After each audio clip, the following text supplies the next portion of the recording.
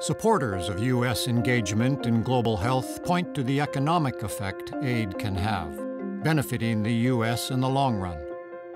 11 of our 15 biggest trading partners actually were once recipients of U.S. foreign aid.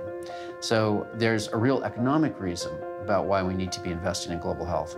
Countries that have gotten rid of their malaria epidemics are growing at 5 times the rate of countries that are affected by malaria. Some of the sub-Saharan African countries that 10 years ago were predicted to sink into absolute catastrophe, with their national security imperiled, their economies imperiled, because their young adult labor force had infection rates of 10, 20, even in South Africa, 25%. Those economies are now cooking.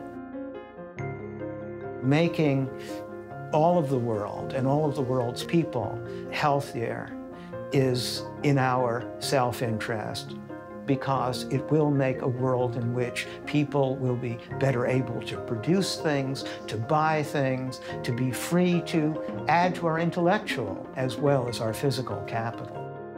In recent years, global health has made important strides. Child mortality is down, and the eradication of polio is within reach. The number of children who die before the age of 5 has fallen by more than half since 1990. You know, it's more than 6 million kids a year saved. There's been this child mortality revolution around the world because of really simple interventions.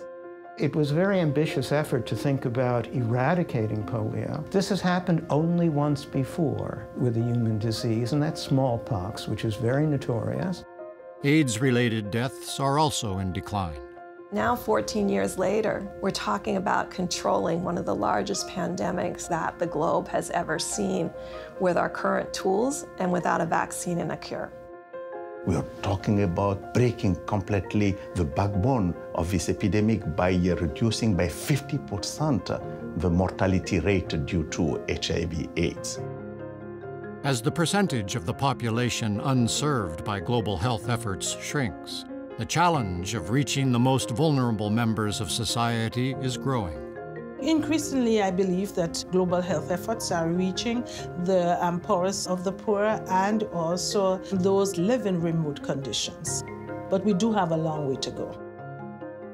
If we're not doing everything we can to reach people most at risk, including the marginalized, we're frankly just wasting U.S. taxpayers' money, because we're not driving towards the end of epidemics if we're not reaching everybody.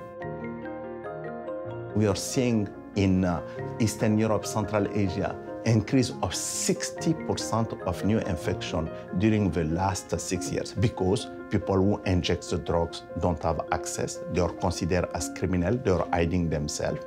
And we know also in many other places, we have bad laws which are not allowing people when they are gay to have access to services. Despite advances, critics say the global health system is unprepared for crises.